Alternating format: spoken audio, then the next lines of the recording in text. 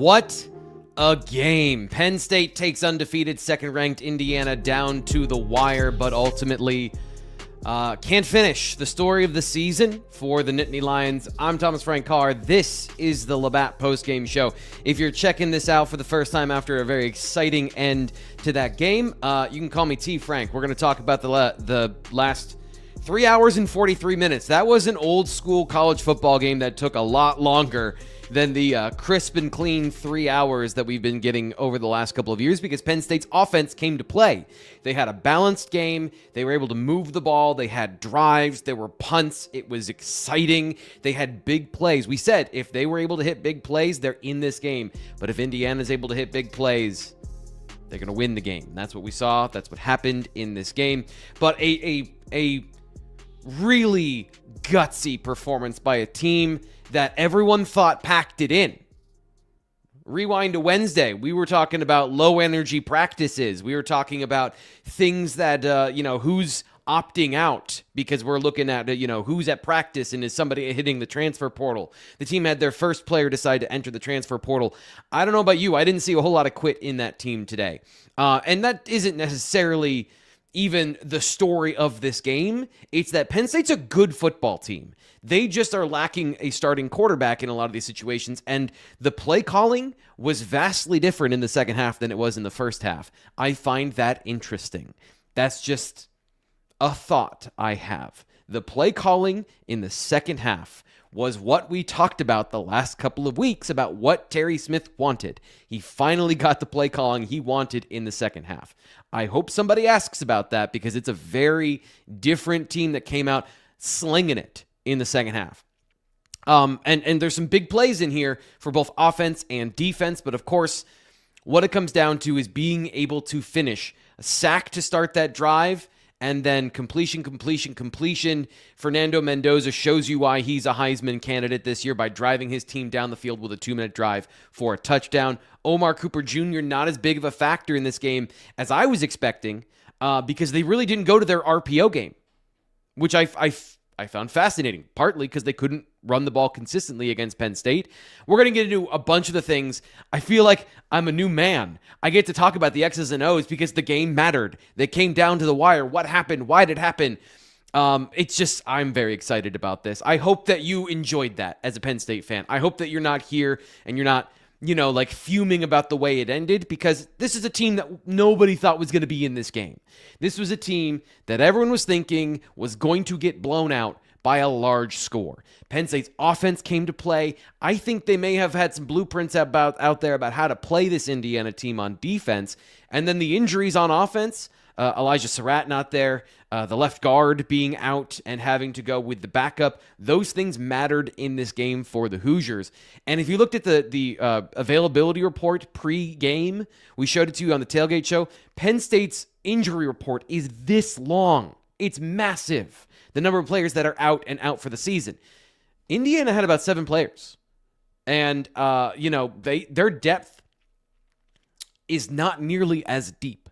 So this is a team that is like, they have to hit. And so far, they've hit. And give credit to them. But this was a fascinating game. So I want to get to your thoughts here. These are my opening thoughts. Just that was a great game. That was exciting. Penn State, you felt like, was in it. It wasn't like Indiana was just letting them be in it. Penn State was in the game. And a lot of things we talked about. Indiana's offensive rushing attack it's inefficient. It's not necessarily explosive. It's not the strength of their team. They absolutely need it to have their RPO game, and that didn't work. But here's what happened is they didn't have their A game. They didn't have their fastball, and their quarterback, Fernando Mendoza, is just really good. Those passes under pressure, I don't know how to feel about that goal line blitz. That cover zero blitz, going after the quarterback in that situation and going cover zero. I thought Zakee Wheatley did a great job in that coverage, but that's just a tough coverage. Like, that took, as they said on the broadcast, the catch of the year to get Indiana the win, because it was 2 blades of grass different between a touchdown and 4th down. And it's just like that is the margin for error in these games. Penn State, this is I guess my concern, or I hate going into the yeah buts and whatabouts of like one play call, because they got a hit on the quarterback. But when you rush like they did previously, and they actually they did zone blitz, they did not bring everybody on that previous play, but you set up the situation to let them know what was coming with the all-out blitz. So Mendoza's ready for that pressure. He knows it's coming because he got hit the previous play. They're showing the same look, and you're probably coming that second time, right? You're probably going to go all out that second time, and it just kind of tipped the hand. I don't know how you do it better, though, because they put Indiana in a situation where they had a perfect pass and they had to have a perfect catch, and they got both of them. But I also want to say, this is what confidence and belief looks like for a team. And Penn State, to mention all of their injuries this year, Chas Coleman didn't play in this game. Drew Aller's been out this whole time. Tony Rojas has been out this whole time. Max Granville, I was just looking down the names of oh yeah, I remember Max Granville was supposed to be part of this defense this year too. The number of the attrition they've had has been immense this year, and that is a part of football. Injury luck is a big deal. Greg says, could not be more proud of these guys. I hope that that's the way a lot of you guys feel here in the chat. We're going to get to your thoughts here in just a second. Actually, let's get there with this.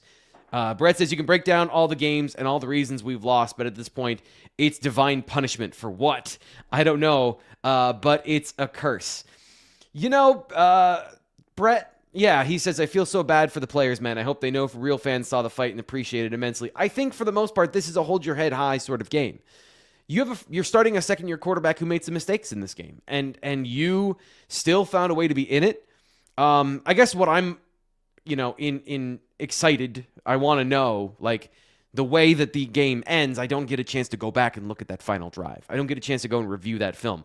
What did they do? How did they play? What caused Mendoza to have enough time to throw the ball over the middle? How did they find all those routes? There was zone and man, and they got them both.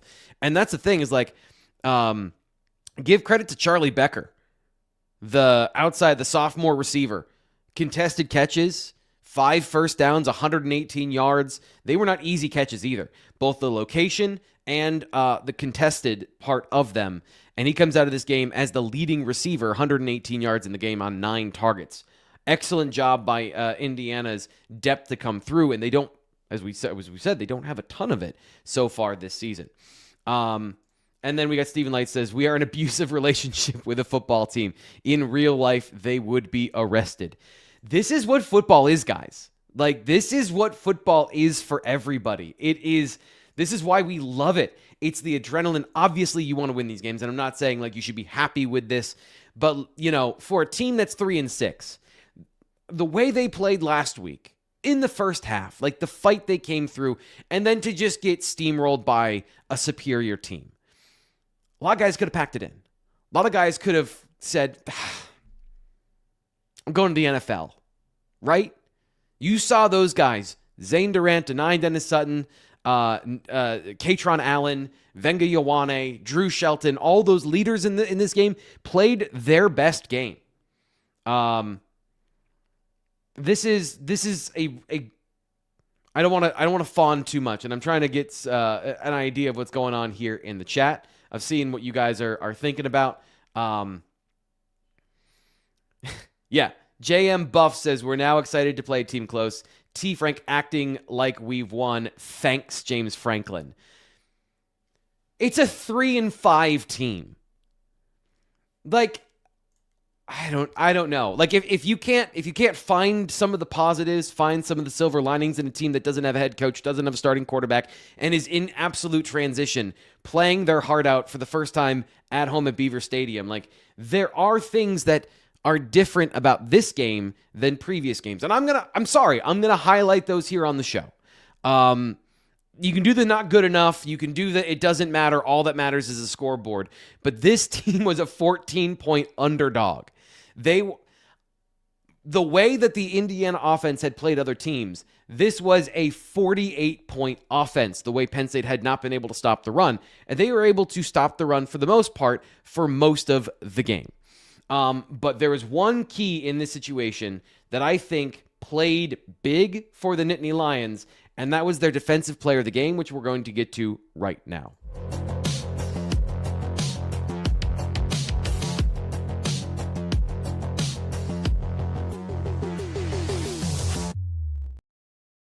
Of course, the defensive player of the game is brought to you by State College criminal defense attorney Matt McClenahan. Matt is a Penn State alum, Penn State super fan. He sends me a text before every game of his predictions.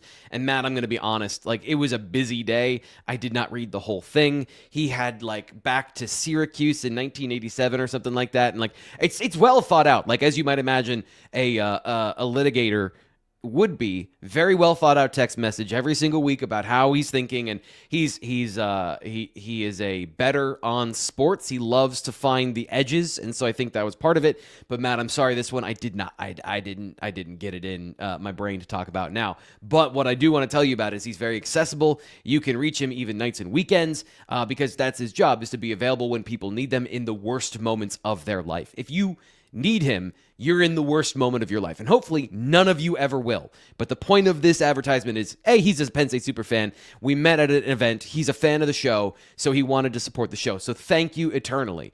And if you ever do need him, you need to know a name in the moment so you're not just stuck with any public defense attorney. You need to have a guy who's going to be in your corner and is going to do the best possible job. So mattmlaw.com. Hope you never need to go there, but if you do, now you know a name. Today's defensive player of the game is Zion Tracy for a number of reasons. First off, he played the game hurt.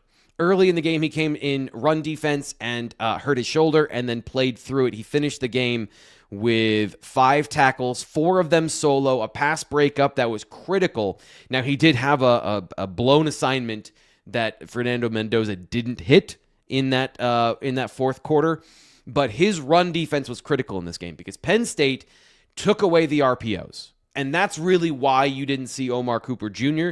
As I said before the game, this defense is set up to take those away if they can stop the run. And the if part was the big deal because Penn State's run defense started out pretty bad. If I'm going to be honest with you, it did not feel good to start the game. There were some bad signs. And then they fought back. The defensive line clogged the middle of the field, and they went back to stinging safeties and corners into the run fits. And that was what happened. There's 2 things happened in this game. They blitzed the hell out of the offensive line of scrimmage to stop runs and get tackles for loss. They had 6 in the first half, 8 in the game overall. So in the second half, they were not as effective because Indiana adjusted to it. But during the game, Zion Tracy, playing through injury, had 5 key tackles, including on screen plays, to bring down that perimeter run after catch game, which is so dangerous for Indiana. They did not have a lot of that in this game. It had to come from the pure drop back passing performance. And Tracy is a big reason why, because they went nickel most of this game. They went heavy into the nickel so they could take away the RPO, which meant Tracy had to play the run really well, and he did. Key element in this game came through for the Nittany Lions to get them where they could play the run and they could play the pass evenly, which is why Indiana got their 27th point with 34 seconds left in the game and not into the third quarter. So that's your defensive player of the game here on the LaBatt postgame show. This fall, nothing goes better with college football than an ice-cold LaBatt Blue or LaBatt Blue Light, because when you bleed blue and white, you drink blue and light. Born in Canada, brewed in the USA, LaBatt has been a game day tradition for fans who know how to celebrate each first down and every touchdown. We're into November, by the way, so you want a beer born in Canada that understands what the cold really means. Yeah, this chest hair that everyone always wants to comment on, it didn't grow in the southern climates that are warm. Canada, LaBatt, me, all from the same part of the country. When you stock up on LaBatt, you can score big off the field too. Just go to rewards.labattusa.com to get rewarded with the Buy Beer, Get Gear program. So whether you're tailgating with 107,000 fans, the 361 of you that are here live right now, like the show, by the way, please like the video, or whether you're tailgating in the parking lots with 409 friends in Lot A. Crack a LaBatt Blue or LaBatt Blue Light and make every Saturday a win. Please drink responsibly. LaBatt USA, Buffalo, New York. Going to check in with you guys and see how you're doing. Just as a reminder, if you donate to the channel, first off, thank you very much. Secondly, it helps me to get through and sift through your comments because there's a lot of you and you're all trying to talk to me at the same time. And I don't like reading on air. Dead air makes me uncomfortable. And so if there's like just a section where I can go to read those, that's how they get prioritized. But I will talk to anybody here on the show as long as you're respectful and as long as you're not making everyone's life miserable. Miserable. That's what happens when I'm reading a comment and talking at the same time. Sotan says T. Frank was right about the play calling. I didn't. I read my name, so that's why I clicked on that one. I appreciate you. We'll find out, hopefully, by what's going on there. IU is overrated. I do think Reed JM says that. I don't know that they're overrated. They definitely have the elements to push great teams, but this is what we talked about this week of they're not 1 through 22 on both sides of the ball elite football players. This is system over talent, system elevating talent. And if you disrupt parts of that system because you can do X, Y, or Z, haven't talked about the Penn State run game yet, which was a critical part of this game, then you're able to attack players that aren't going to be able to just win, that aren't going to be able to just kick your ass on the other side of the line of scrimmage on every single play, like Penn State happened to them in the run game against Ohio State, where they had to run around the defense for talent reasons, around the defensive line. This game, they had to run around for scheme reasons, and because of the way Indiana plays and some of the nonsense, and I mean that in a respectful way, because I actually like what they do on defense. Some of the stuff they do in the middle is very confusing, and it clogs the middle of the running lane, so you have to run outside a little bit, and they were able to do that in this game.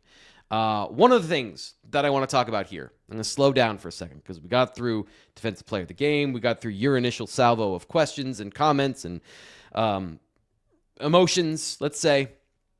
I do want to talk about some things that happened in this game that I initially was a fan of. Let's talk about tempo. Penn State hasn't been back to the tempo plays in a while, and I want to talk about that because I think it was an integral part of the first half.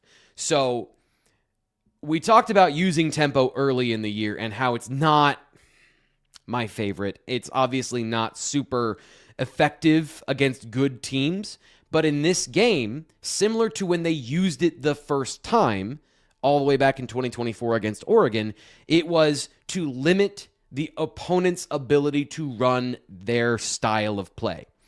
As we mentioned, Indiana likes to create chaos, stunts and blitzes. I don't know if maybe they'll have blunts later. I don't know. But stunts and blitzes to get negative yards, negative plays, right? And to get on the other side of the line of scrimmage, or just to mess up your run fit and make you play out of structure. So in order to prevent that, Penn State used tempo to make them get in a base call. That's why you do that, to get a simple call from the defense that they have to go quickly and identify. And that did help in the first half. Now, in the second half, they tried to use it as an offensive weapon, and that's where I'm not a fan of it.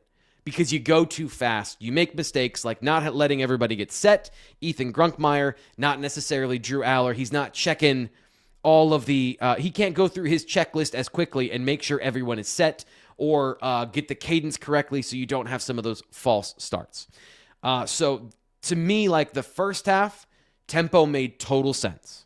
The second half, I didn't like it. Let's get to P. Chris here because he's got a great point. There's a couple things in this game that I didn't like as well, especially in the first half. So he says, go fast didn't help hitting Ross. So that play that they missed twice, and I'm glad Joel Klatt was able to identify this. He does a great job, by the way, of like doing analysis live as the game is going on. I want to give him credit because he steals my thunder a lot of like, that's what I'm trying to do here post-game, and he's doing it in the game. They were running a screen on that twice, right? So that's a screen play to Devontae Ross. And it's kind of frustrating to watch that process in the first half when it's 3rd and 12 and you've run the ball twice or you've thrown a screen and then you throw a screen on 3rd down. And so suddenly now you're in 3rd and 12 and you're trying to hit a guy underneath for a 12-yard run when you're catching the ball at 0 yards. Like you're just asking a lot of Devontae Ross, who's 170 pounds, to probably break a tackle at some point. And that's very Andy Kotelnicki. And then they didn't come back to it till much later in the game. And here's why it didn't bother me in the second half.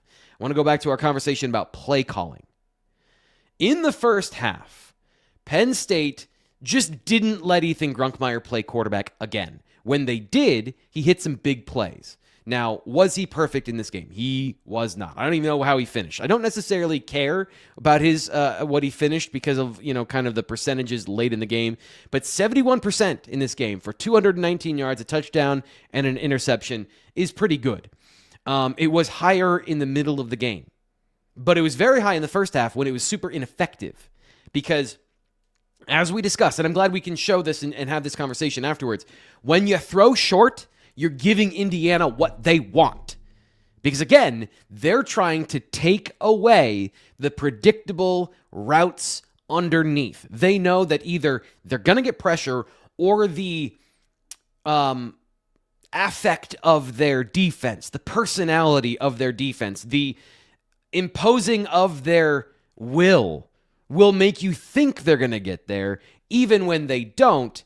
And the short passing game is what they want you to do. At a certain point, when they're telling you to take something, you've got to take it. And taking what the defense gives you doesn't always mean checking it down and dinking and dunking. That is when a defense is trying to take away big plays. This defense is trying to give you big plays. So late in the game, when Ethan Grunkmeyer goes play action and has 3 completions of 20 yards to Trevor Pena and to Kobe Howard, they changed their play calling at halftime. And here's another thing that I was very concerned about is the first 2 plays after halftime. Ethan Grunkmeyer misses the intermediate route on that deep chuck to Devontae Ross. Trevor Pena's open on a deep dig underneath. Because what happens on that play is if the safety goes with the deep route, then the underneath route should be open. And he just locked on to the play action, first target, deep down the field, instead of reading it out and coming down to what would have been an explosive play. Trevor Pena, that catch underneath would have been an explosive play because the middle of the field was vacated on that deep route. And then the next play, he throws behind the receiver for a tipped interception. And I thought, okay, here we go. That's the end of them throwing the ball today. And then they threw the ball another 8 times in a row because that's what Indiana was giving them. Indiana gives you those plays, and they took them, and they were in this game. Somebody is going to be able to convert on those later in the season, and I think that is the secret to defeating this team. Is you've got to be able to protect, 1, which is tough, and 2, you've got to be able to hit chunk plays against this defense. Stephen Light says, give credit to Indiana. Champions find a way to win when things are not perfect. And yeah, they didn't have their fastball today. Their average was 3.5 yards a carry. Roman Hemby, 55 yards. Kayleon Black was 2.7 yards carry. Like they were effective enough in this game to keep Indiana on schedule and not go 3 and out, right? But they were not as effective. 31 carries for 108 yards, and obviously the sacks are involved there, and I hate that so much about stat keeping in college football because it's absolutely not reflective of what happened in the run game. It makes no sense. It's a passing play. You can't take that away from rushing yards. But anyway, any other thoughts about the game or this team? What you're thinking about here in the chat? And by the way, if you wouldn't mind, please, if you're new here, because I know that on a lot of these, we get a lot of new faces, new names, people checking us out on the postgame show after these big events because Penn State just pushed Indiana into the very reaches of upset territory, right to the edge. And you're like, hey, what happened on that game? I'm not done with it yet, right? Subscribe here to the Blue White Illustrated YouTube channel because we're never done with football. Like, it never ends. We're here 3 days a week, Tuesday, Wednesday, Thursday, live show. We also do videos on Monday and Friday during the football season, and we've got breaking news, press conferences. Terry Smith's comments are going to be coming up here on the YouTube channel in just 1 second, so check those out when they're posted, or, as I'd prefer, hang around for the next 40-ish minutes and then watch it. We'll have our instant analysis post-game, so we do a lot of good stuff. We cover a lot of Penn State football. We started a wrestling show, so give us a subscription, and even if you don't, you're here. You're listening. We're engaged. Like the video right now. It costs you nothing. And I get it. Like, I watch a lot of YouTube videos. I don't like them either. I'm changing that because it doesn't affect my life materially in any way, but it helps us out a lot. So please like the video. Always appreciate that. Some of my other post-game notes, and I'm stalling a little bit because I want to see what you guys think, and I'm trying to transition here, but This part of the defense, and I'm bouncing between things, but just these are my post-game notes, things that I noticed in the game. Indiana was able to run the ball when, right? This is still a problem in Penn State's defense. A lead blocker through the middle of the defense.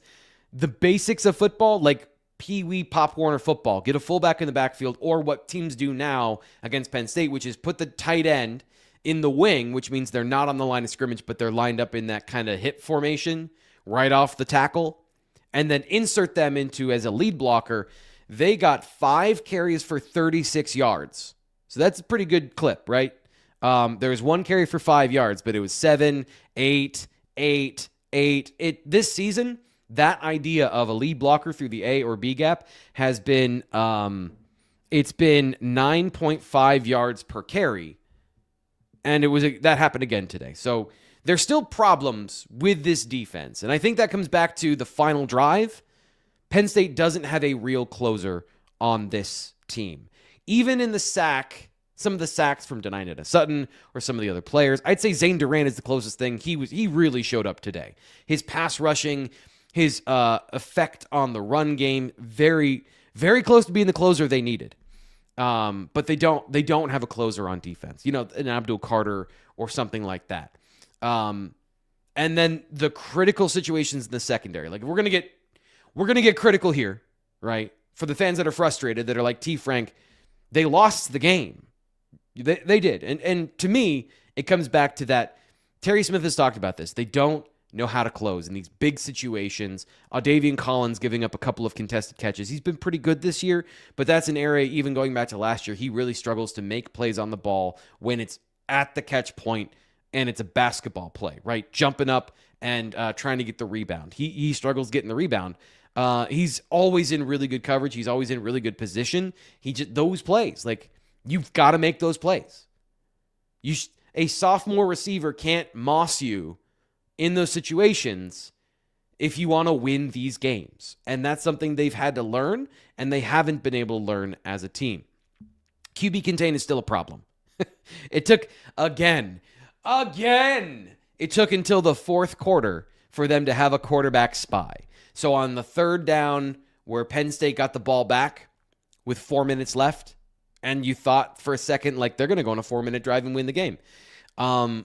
They actually had a quarterback spy finally. They had Keon Wiley as a quarterback spy. What they have been trying to do all year long, and this is very frustrating when it keeps not working, when the problem keeps cropping up, is they want their rush lanes to contain the quarterback. They want the defensive line to contain the quarterback, and it's just not working because they don't have the guys to control those blocks. Here's what happens is you get into a pass rush, and you're now going one way or the other, right? So you're going left, right on a guy. You're trying to pick a side, and you're trying to hold that block and then shed and attack when the quarterback breaks the pocket. Except when they try to shed those blocks, they don't have the size and strength to just throw a grown man the other way and go to get the quarterback. Or in a couple of situations, you got a freshman who you're trying to set up to get a tackle in the A-gap because you're kind of chasing the quarterback and giving him that lane, and you're trying to close the door as he gets there, and they just don't get there. So the contain of the quarterback has been just a massive problem this year. And it comes back to, like, not having that elite pass rusher that just wins their block, and that's the end of it. Like, they just win their block, they're into the backfield, and now the quarterback has to make some really tough decisions with the football. Like, you see what happened to Ethan Grunkmeyer in this game, where he doesn't have an exit lane. There's no exit velocity for him to run downhill with the ball, get his hip square, and throw. And Fernando Mendoza, man, this is the part I was not as familiar with his game. I knew he was good as a passer, like in the pocket. I knew he's a very accurate quarterback, but his throwing on the run today was phenomenal.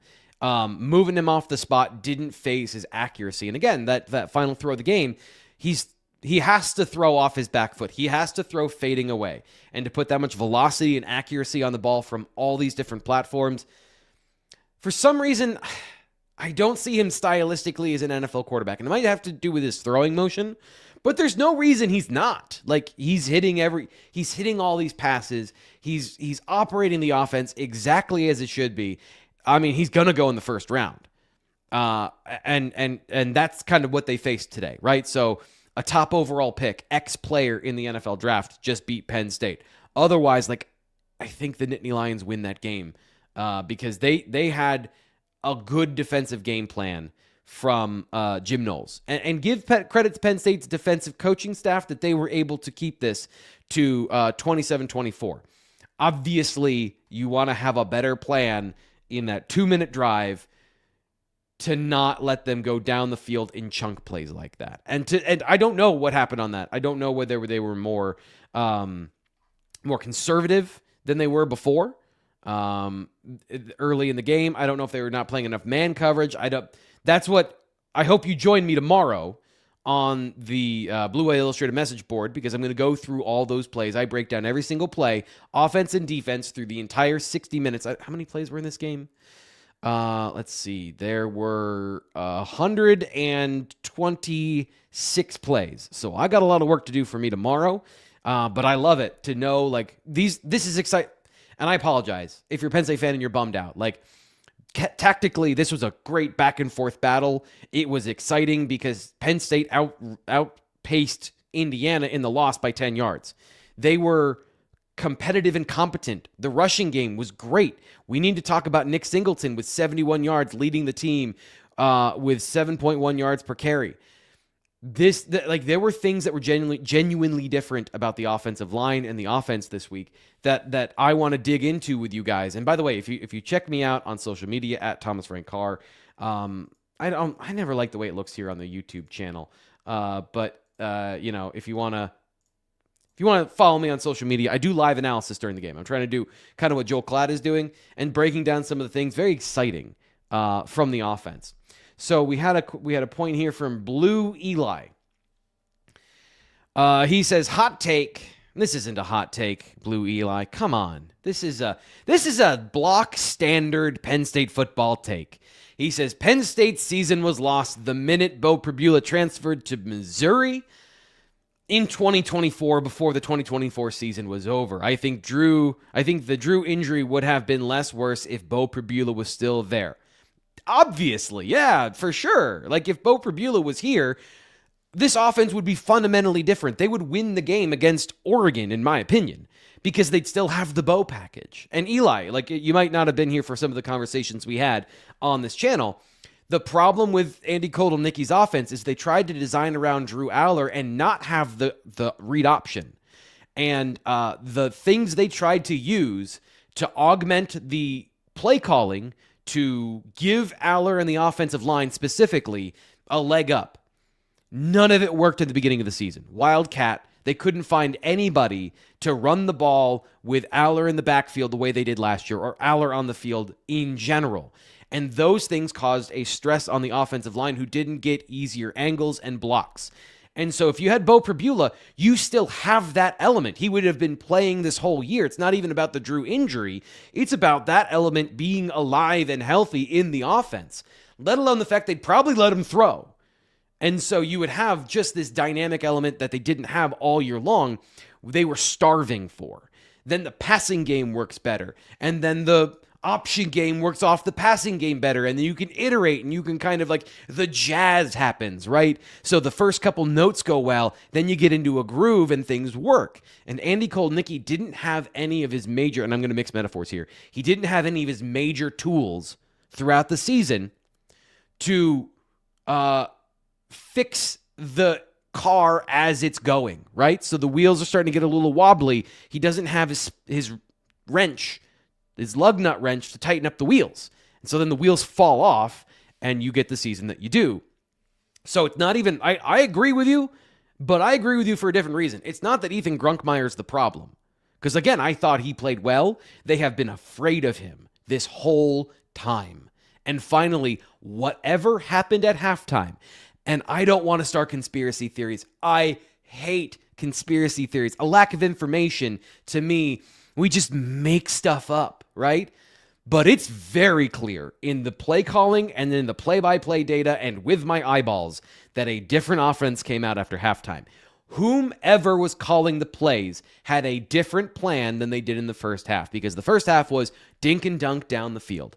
And finally, they decided, we're going to let our quarterback play quarterback, and we're going to go down swinging, and we're not going to try and control everything with a point and shoot, take your laser pointer and go here, throw here. They let the quarterback read the play and throw when the player was open. And guess what? When you play football with a quarterback, it works better. Was that clear enough? How I feel about the way this offense has operated since Drew Aller was injured. So, Blue Eli, I think you have a good point here. But it's not about the Drew Aller injury and then Beau Pribula being the starter. Because obviously, Penn State would have a massive advantage. I think the offense would operate better if Beau Pribula was the starting quarterback after Drew Aller's injury, for all those reasons we just discussed. But let's say fate brings those players to the same point, right?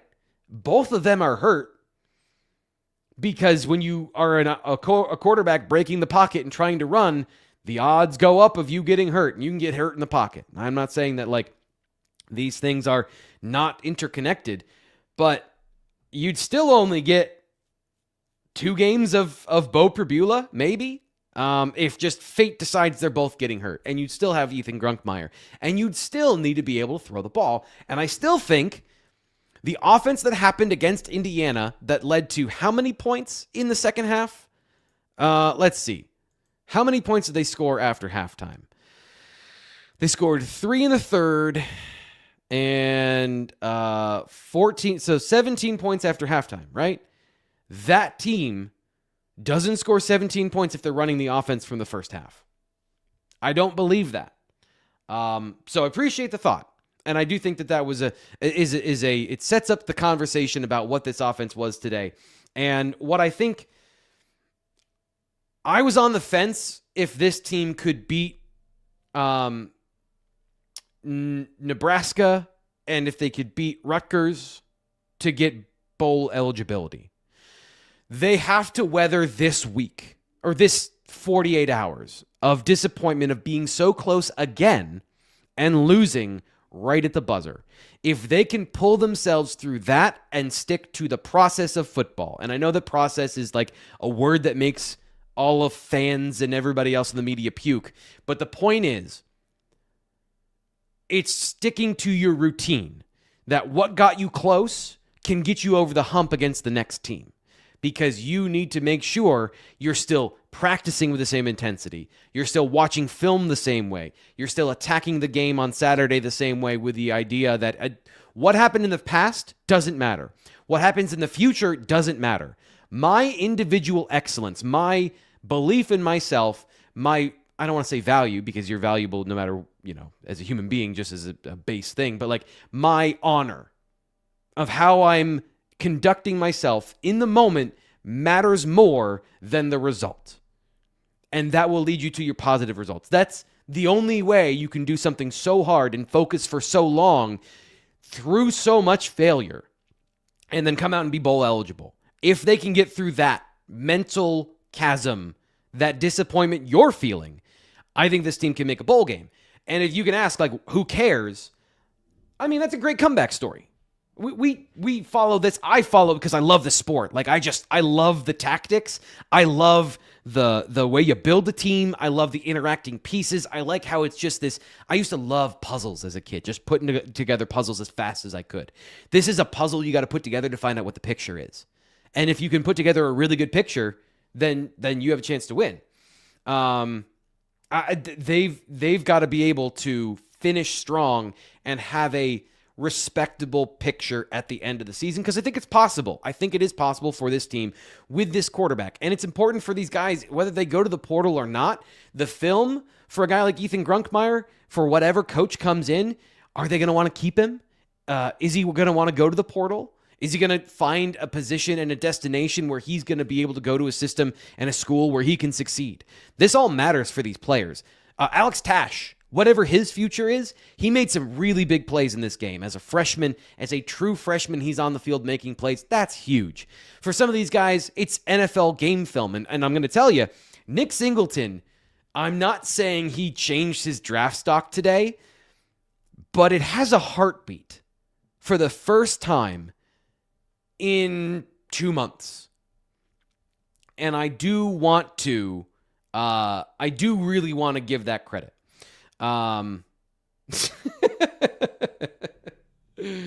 Okay. Yeah, sorry, 1 second, guys. Yeah, we'll get to that a little bit later. Let's talk about Nick Singleton. So, Nick Singleton's problem all year long has been that he can't diagnose what's happening in front of him in real time. He might understand what's being asked of him during the week. He might understand the defense. He might understand the concepts. He might understand what theoretically what he's asked to do. But then when he tries to apply those things to the field, he does not have the same reaction time as a Kaytron Allen. And so what happened today is the game's slowed down for him. He cut back and broke tackles. 2 things he had not done all year long. I broke this one down on social media. Nick Singleton, the 60-yard run. It didn't appear out of nowhere. Penn State's running a counter play where they're pulling 2 offensive linemen to the right side of the line of scrimmage. They've got, I think, a tight end on that side. They might have had 2 tight ends. And Indiana oversets and just destroys where Penn State is trying to run the football. But in this play, there's an escape hatch. There's a back door. And it's there sometimes, but you got to be able to see it. And this is early in his career. Kaytron Allen loved, no matter what happened on the front side of the play, to just run out the backside of a counter concept because the linebackers have to follow the guards. And if they go too quickly, then you open up a back door, right? So it's all about where you are on the field. The center of the center is the center of the offensive line, and you change where the center is, blah, blah, blah.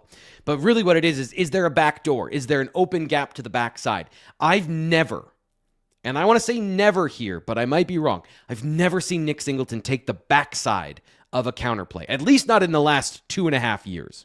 And suddenly, in the middle of a game against the number 2 team in the country, he just sees it. And he puts his foot in the ground and cuts back. And yes, the corner got hit by the safety, or got hit by the ump. But he uses that elite 4.3 speed to break the angle so completely on multiple defensive backs that I'm like, that's a touchdown. The minute he saw open field, and he just ran out of gas after 60 yards to get into the end zone. Because if he had been able to maintain his speed, that's a touchdown. And that is something he hadn't done all year long. There's a play that I have saved, and I sent to some people, of him in the game against Ohio State, taking a swing pass or a screen or a toss. I don't remember what it was. And he's 10 yards downfield. All he has to do is not run to the sideline. All he has to do is see that the corner is being blocked that way, stop his momentum, and run the other way. And he just runs in a straight line. This week on that touchdown on the screen play, he cuts back. He sees the guy going to the sideline. He stops his momentum and then accelerates forward. Those are the things first off, the reason why they did not want to give up on him is that. Because if he can figure it out, this is what you get. Now, did they waste a lot of time and put themselves in positions to lose against good teams? They absolutely did. They absolutely did. It was not the right decision. The decision that they made to go to Kaytron Allen, by the way, and have him be the lead back because he understands these things that I've been talking about. He not only was naturally inclined to do these things, but now he's doing them at such a high level that he doesn't make mistakes. Where I talked about before, he would just cut backside on counter because he wanted to, not because he knew what was going on. Now he's not making mistakes. He's making the right reads. He's cutting. He's running through contact, and he's getting 2.5 yards a carry in this game. Penn State would not have won this game if Nick Singleton, they didn't win this game. Would not have been in position to win this game if they had not had Nick Singleton, and that's why. That's why you want to have these 2 guys active and participating. Doesn't matter. They lost the game. I get it. But these are the reasons why I'm thinking okay, I now have a positive projection of this team having the chance to win a bowl game when I wasn't sure. If they got blown out in this game, I don't know, man. I don't know that if they would have had the internal fortitude to go down the stretch late in the year with all of this and and be in a position to play in the postseason and not go under 500. You know, I don't know if it matters to the players. I think it matters to them that they do their best in every game. But for Penn State fans, like, to not go sub 500, it's been 21 years since they've had a losing record during the regular season.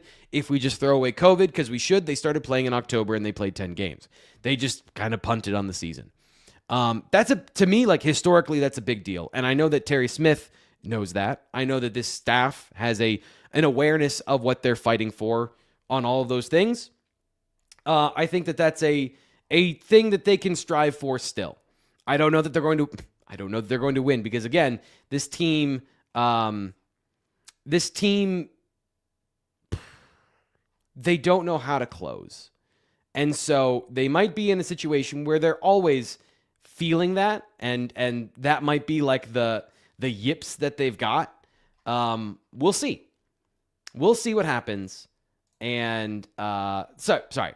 There are a couple things that have been distracting me. So Jim A says, stop defending these losers. The entire coaching staff needs to be fired. Jim, if you haven't been here, first off, that's not journalism. That's your emotional feelings. And secondly, they are. Like, you know, whether they do this or not, most of these coaches are not coming back next year. And I'm sorry that you're upset that Penn State lost, but I'm telling you what happened in the game. Finding you facts to tell you what happened is my job. So thanks for being here. Stephen Light says, but T. Frank, when do we get our Mendoza? That's a great question because Drew Aller was supposed to be that guy, right? And he wasn't. And that is a significant disappointment for Penn State fans that I don't begrudge you that resentment for this year, because that was my expectation for Drew Aller. That was the expectation I set for him in this offseason, to be the guy that elevates the team to just win anyway. And he couldn't get it done against Oregon. And then he couldn't get it done against UCLA. Defense had something to say about that. And then he couldn't get it done against Northwestern because he broke his ankle. But fundamentally, he did not get it done in his career to just win anyway. And that's an unfair statement, but it's also a real one because you see it happen today. Fernando Mendoza found the open receivers and got touchdowns instead of throwing interceptions and losing the game. He has a better system around him, and that's a big part of it. I don't know that Drew Aller is ever going to be a starting quarterback in the NFL, and I don't know that he's going to be great at the next level. I do think he's going to the next level. I'm fairly certain he's going to be drafted. Somebody is going to see the potential, and by the potential, I don't just mean the size and strength. I mean, when you watch the film and you see the way he processes information, there are glimpses of him doing it right, and you're just like, you can't beat that. You can't beat what he just did. He's the cheat code on this particular play. And then the vast majority of the time, he's not that, right? So he's not going to be a top 35 pick. But if he's a third-round pick, like, go to the NFL and we'll see. But not in this offense. And again, Steven, they didn't build an offense around him adequately with the things we just talked about and the issues that Andy Kotelnicki's scheme ended up needing. And so I want to talk about that. A couple of things. And this is a bit of a broken record conversation, but again, there's some of you that are new here, some of you that are... that feel a certain way about these things. And yes, Jim, Andy Kotelnicki's not being retained. That's not happening. We need information, right? I know that you go off your gut feeling if you're a fan, and you should. Like, you've watched enough football that you know the reasons why. But the facts, speaking of journalism, they matter, right? And so last year's offense worked most of the time. Didn't work against the best teams, but it worked most of the time. They generated explosive plays. They hit their percentages. Like, at the end of the season, Penn State was one of the 3 most explosive offenses in college football. So last year's offense, in the whole, if you look at not just the end result, and again, go back to what we said a couple minutes ago about process of play to play, practice to practice, moment to moment, did you execute in a way that brings you closer to winning? Generally, yes, they did. But in the biggest moments, generally, no, they did not. And so those two things are true at the same time. But now we have more information about Andy Kotelnicki's offense and his adaptations to personnel. I thought there was a little bit of being snake bit at Kansas because there's one year where they're down to their third string quarterback, I think in 2021 or 2022. And then like Jalen Daniels gets hurt, Jason Bean gets hurt, and he goes to Penn State. And last year, Drew Aller stays healthy the entire season and plays the entire year. And yes, he comes out of certain games, but that's for regular football reasons. He gets hit in the pocket, like as a passer. But we've now gone through 21, 22, 23, 24, 25, 5 years of Andy Kotelnicki in two different situations with two different sets of personnel where he doesn't have a running quarterback in his pocket to build his offense around. And in 5 years, he's had a healthy quarterback start and end the season one time, 2024. So now we have the information of this year, which like I didn't predict that this was going to happen at the beginning of the year. Obviously, didn't know how this was going to play out. That's now a part of his resume. It's now a fact that in two different locations over 5 years, Andy Kotelnicki's system does not keep quarterbacks healthy. Because yes, you expose them to hits when they run. And that's not why Aller got hurt, but the efficiency of the offense and the exposure of the quarterback needing to run in passing situations, needing to scramble, resulted in him getting hurt and being down to Jackson Smolik running the football, getting hurt on an option play. They're down to one quarterback.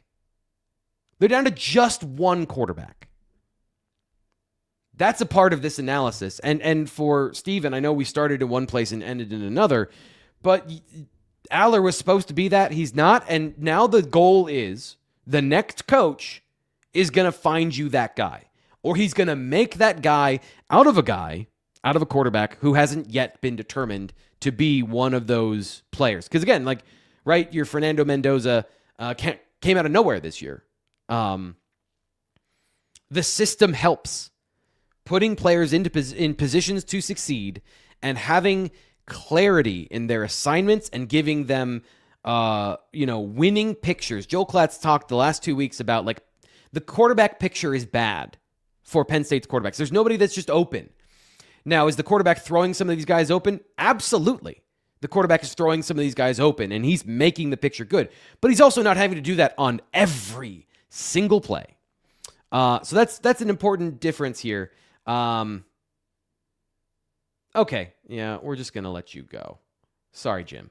Players who deserve praise today, says Brett. Nick Singleton, Drew Shelton, Cooper Cousins, Khalil Dinkins, Trevor Pena, Alex Tash, King Mack, and Ivan Kamaju.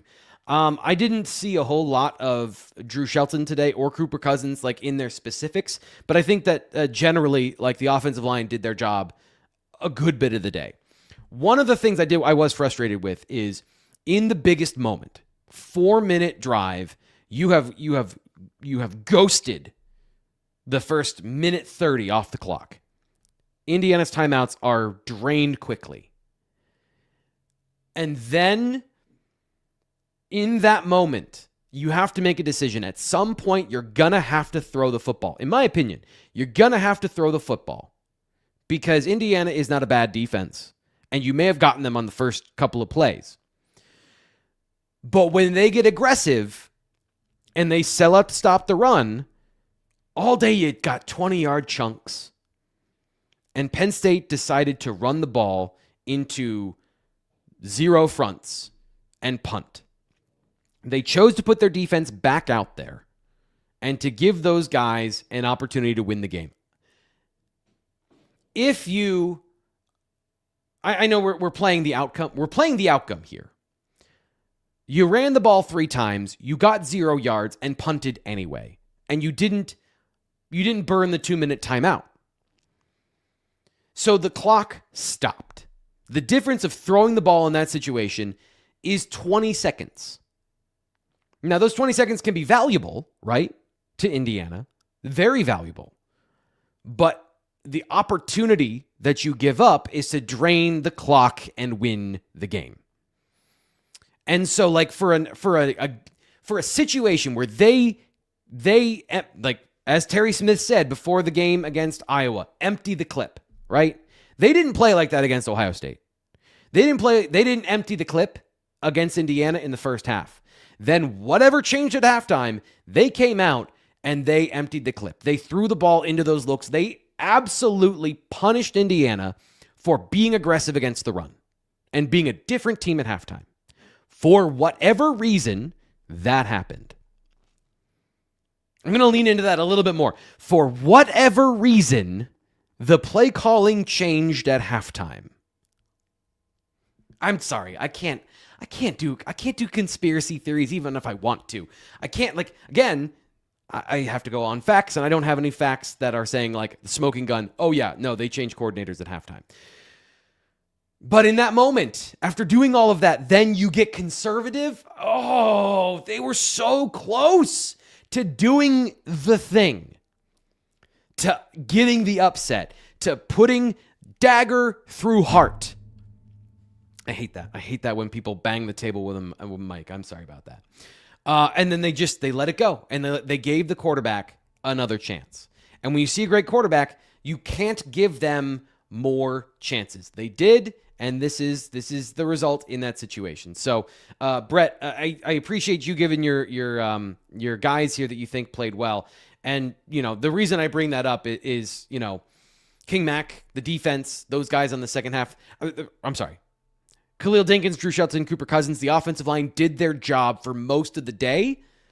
And then in that moment, when everything was on their shoulders again, they couldn't deliver. And that is, I think, most offensive lines can't deliver in that situation. Most offensive lines are not going to be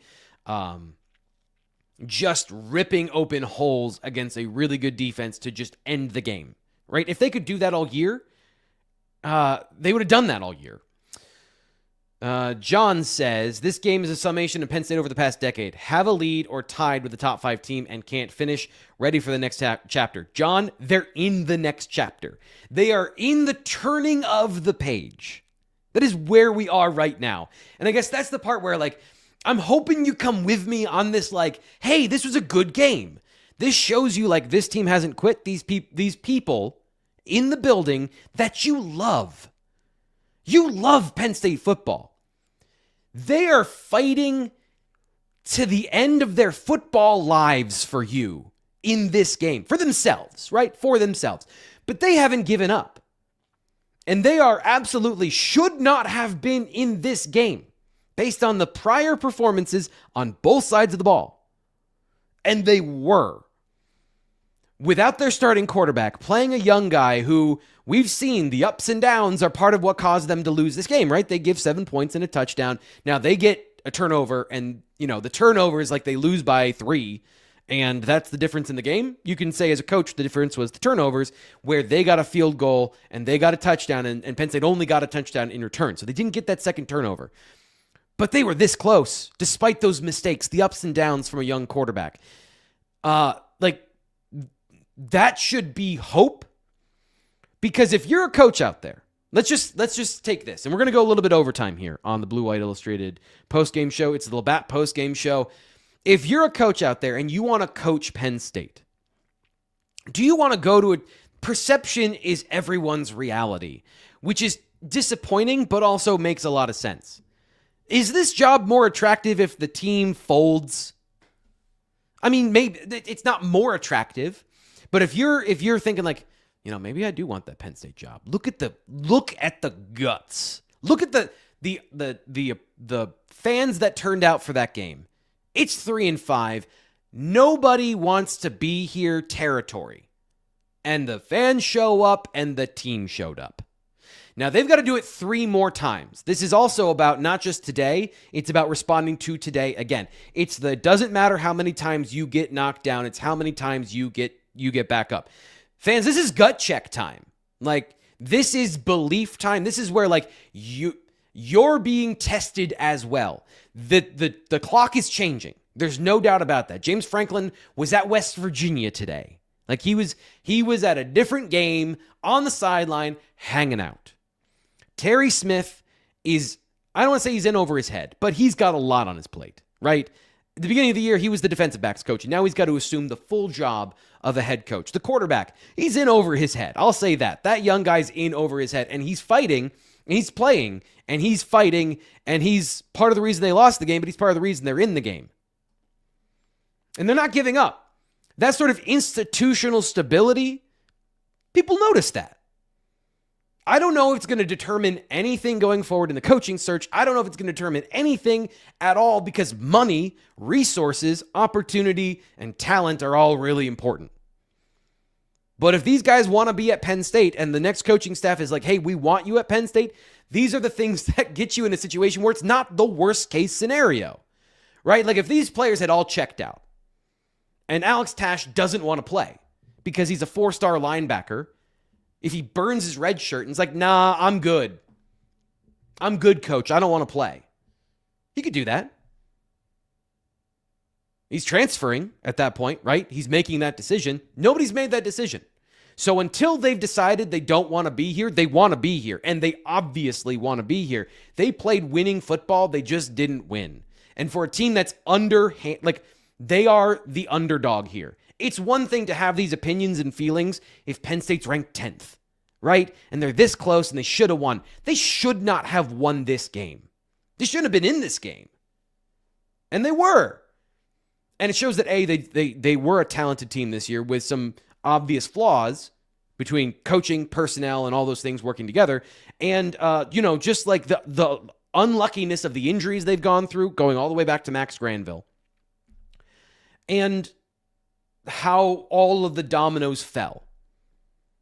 But they didn't quit. And I hope I hope that gives you some sort of satisfaction. And if not, okay, that's fine.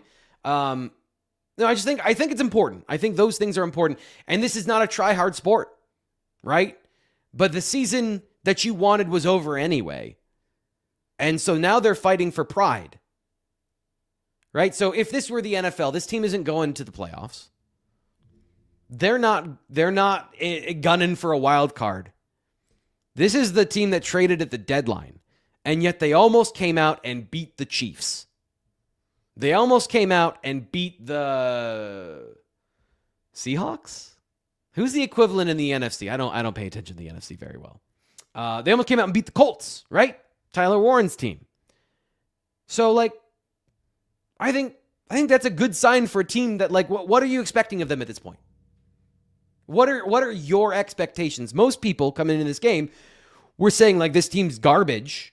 And so when they perform not like garbage, and they didn't perform like garbage in this game, you're absolutely allowed to be disappointed. And you're allowed to feel however you want, including these are all bums. Even Jim is allowed to say these people are bums. It's free country to have an opinion. But if you want me to do the journalism here, you want me to do hey, these are the things from outside the perspective of fan whose emotions are there. That was impressive. That was an impressive performance. And maybe a coach takes notice of that. That's kind of like Penn State. Penn State, they're not going to give up and they're going to have talent. And if I get in there at the right moment, maybe I'm the difference. And all these little details, winning and losing in the margins. That's what I'm trying. That's what I see.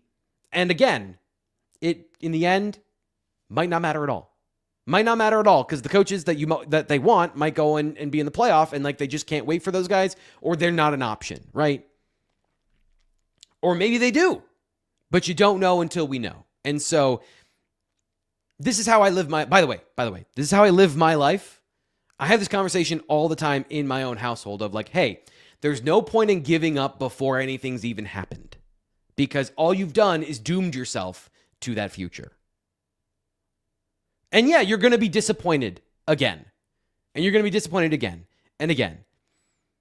But the only way to success, the only way to what you want is to keep fighting. And now I'm giving motivational speeches. We don't need to do that. That's all. That's not great. Steven says, good observations. Well, thank you, Steven. I have a feeling I ran myself off the rails there at the end, guys. I went a little bit too far there at the end. I just almost stuck the landing. Brett says 2017 Ohio State was 100% more heartbreaking because you had the opportunity to go to the Big Ten championship game.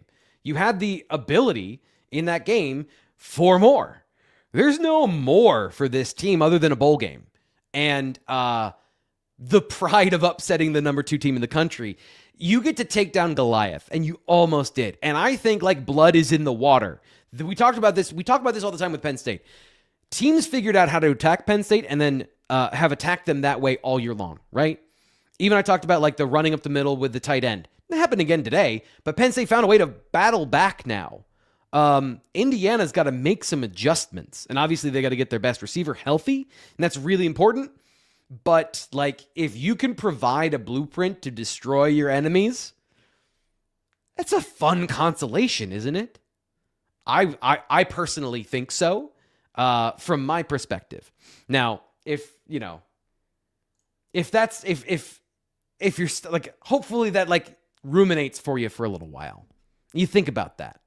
Because like in the moment, if you're mad, like you're mad. I get it. Nothing I say is going to change that. And like, I'm not saying what you want me to say, which is that Penn State's terrible. But that's a given, seeing as they're 3-6. So I feel like if I had to come here and state the obvious of like, this isn't a good football team that is going to go on to the playoff, like, you don't need to tune in for that. Everyone else is saying that. So Showtime's here, and I just here's the thing.